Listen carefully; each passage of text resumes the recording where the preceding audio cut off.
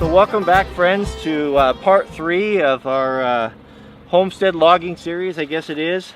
Today what we're going to be doing is we're going to be bucking this beautiful Doug fir into pieces for further processing. Of course, our bread and butter, the good stuff here, is going to be used for the sawmill and to make in-dimensional lumber or timbers.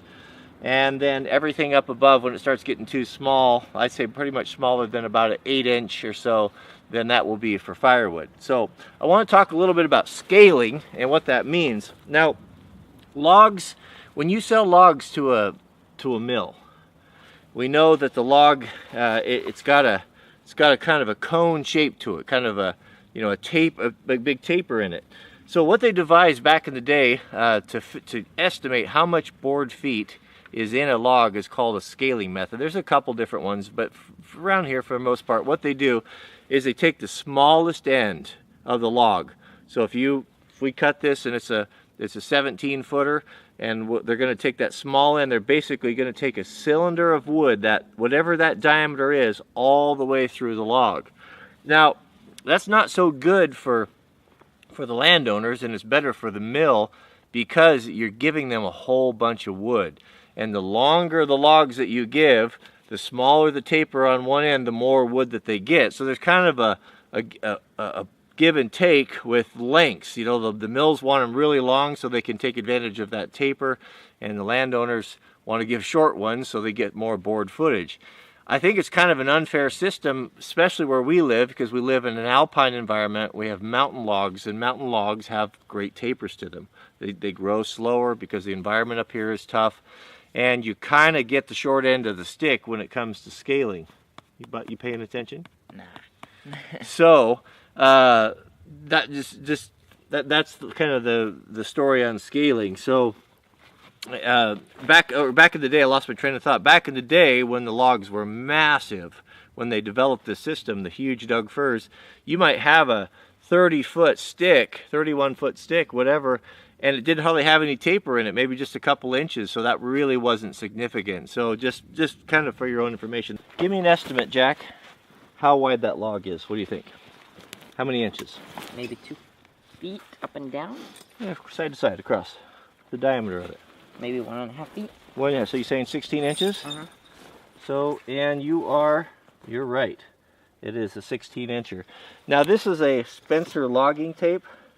You've seen me wear this around. These are really wonderful tapes. I first found these when I was doing excavating and I was working in the mud. I couldn't find a tape that would last more than a week or so, and this is the only tape that I could ever find that would last year after year after year. I didn't even know that they were made for loggers back at the time. But it's a 50-foot tape, and what we do is we take a horseshoe nail, and that right there is a horseshoe nail bent over. Mm-hmm. And the reason for that is when you start taping this, you can stick that horseshoe nail in there, and it'll hold, and when you get to the other end, you give it a yank, and it'll pull out, and you can get your tape back, right? Okay, so we've got a nice 16-incher. We can get lots of beautiful timbers out of here. It doesn't hardly have any limbs or just small ones in it. This is a beautiful, beautiful piece of wood. It would be a real shame to cut it up for firewood. So what I want you to do, Jack, is we're gonna make this into 12 footers. So if you're gonna have a 12-foot timber board on your sawmill, mm-hmm. You don't want to cut it right at 12 in case you have a rough end. You want to cut it at about what they call a trim. So cut it about 6 or 7, 8 inches over. That way we could square the edges up. So on this first one here, I want you to cut this at 12 foot 8 inches. Mom was making us hamburgers again today? I don't know. It'd be a surprise, I guess. I think she said she would. It is right here. Precisely on the end. Okay. Well, actually, the 1 inch starts right there at the end of the loop. Mm. And it's fine. Sometimes if you get some old hard bark like this, it doesn't want to stick in there. It's fine. Just hook it down in the wood like you did there, but just add another inch at the other end. So just make it 2 feet. Yeah, we'll just make it, let's just make it an even 13 foot. That way if you cut a little crooked, we'll still have a full 12 in here. Okay. Okay? All right, run it up, grab your hatchet, and make a mark at the 13-foot mark. Okay.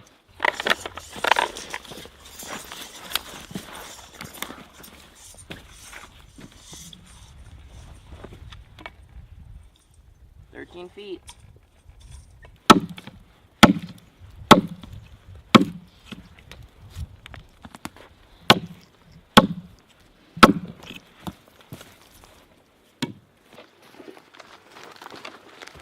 pine cone stuck right there.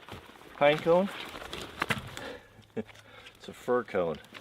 Okay, a couple questions. So Jack, you're getting ready to buck this. You're going to buck it to 13 feet. What's important, because this is a saw log, is that you cut as straight as possible. We'll have a foot overcut to account for any variations, but this is our bread and butter. This is the cream of the whole thing. We want to look after it the best. So, what are some hazards that we have right here, right now? Where are you going to stand when you buck this log? Right here. Why? Because this is the uphill side and it'll roll downhill. That's right, uphill side.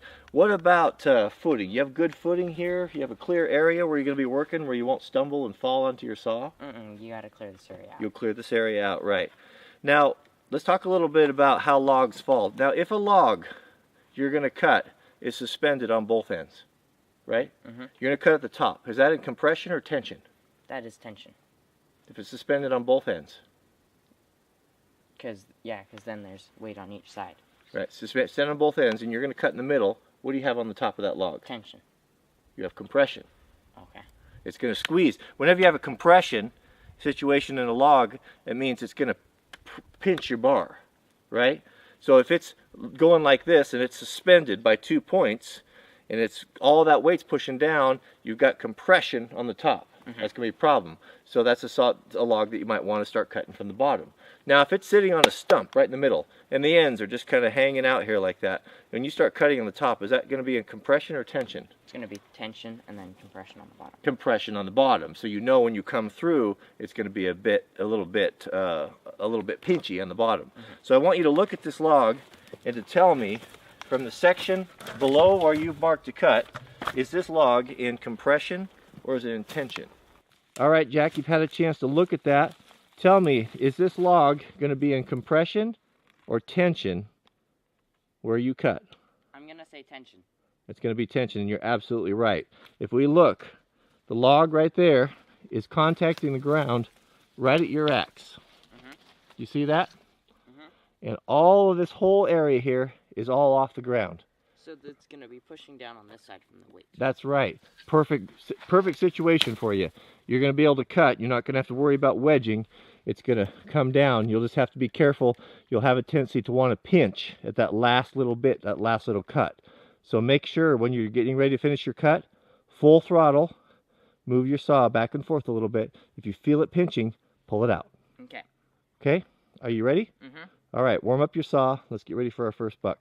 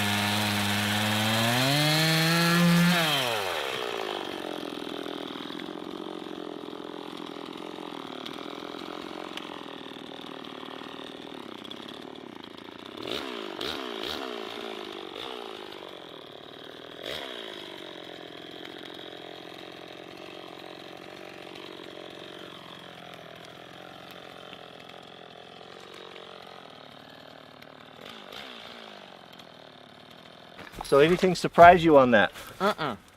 Maybe that it rolled the way you didn't think it was going to roll? Yeah. Yeah, it rolled back towards you just a little bit, didn't it? Yeah, sometimes you never know about those things. That's why you always have to be ready. So one thing I'll really commend you on, you did good, is you see this branch right here? That's sitting just an inch underneath of your kerf. And you were able to stop your saw fast enough where you just barely even nicked it. That's really good. That means you're controlling your bar. You're not getting in the dirt. One thing that I might want to improve upon is this cut. If you look down it right here, you'll see that if this were straight, you probably are about 2 inches angling a little bit. So kind of keep an eye on that and try to cut that a little bit straighter. And the problem is it's also on a slope though. It's hard. It comes with practice. But so I want you to grab the logger tape here. I want you to run up another 13 feet.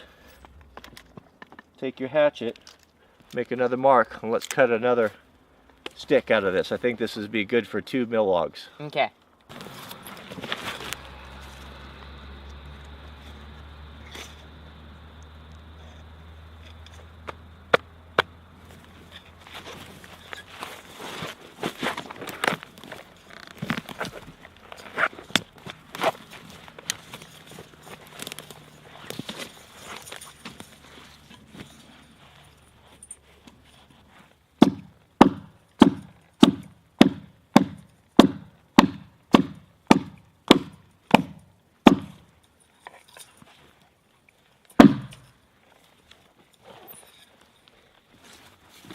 I think I put it in too tight.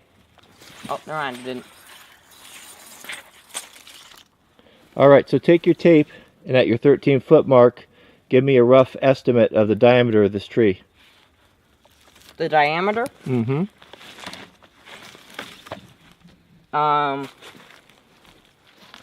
Take your tape here. Stand to straddle the tree like this. Mm-hmm. And take and kind of estimate, if you were to put flat sides up here, what this is on the edge to edge. So we've got what we've got here is we've got 13 inches. So that's still a good sized timber. We could get a 10 by 10 out of that. So let's go ahead and make your buck. Now before you do that though, I want an assessment of what the hazards are and if you're going to be in compression or you're going to be in tension on this buck. Okay.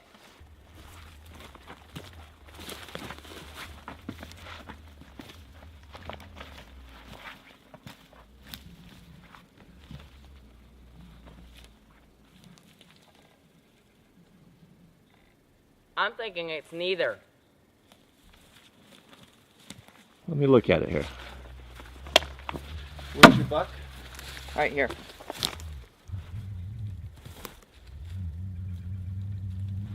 Go look at that end. I see that end is hanging off. But then that end is the air too, but further on it's connected, so. All right, what's your verdict? Is it going to be a compression or tension? I'm thinking maybe tension. Tension? Just because of that side. I would agree. We got a suspended butt down there and a lot of weight down there, but it's going to be pretty light. And remember, it doesn't have to be an either. If it's sitting on flat ground and it's adequately supported, it could be a neither. But I think you're right. I think that this is in. There's going to be a little bit of tension on the top, so it should be an easy buck.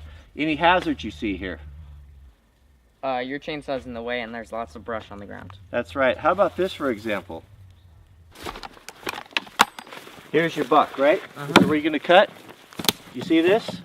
That limb? What potential problem could that cause you? Could make me cut into it. And I could also trip on it.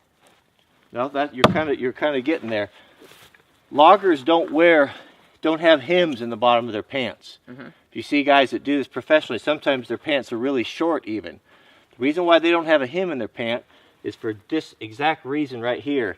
A hem, a pant will catch in a limb or a branch and it'll drag you down. It can roll you inside of a log, it can break your leg, break your back. What they want is they want the pants to tear out. That's why Tim pants don't come hemmed.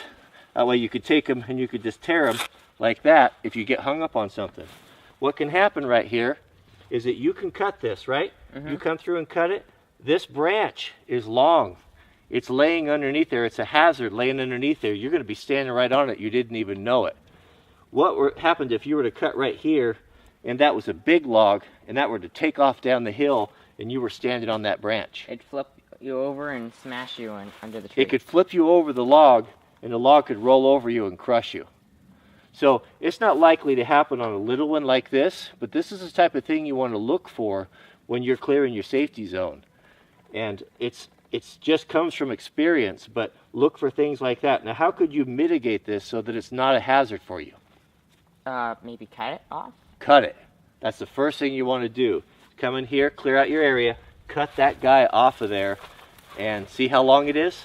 That thing would have rolled and flipped back there and have taken your head off. And you wouldn't even have known it. It's all the way over there. Yep. All right. let's go ahead and get your saw started and get this bucked.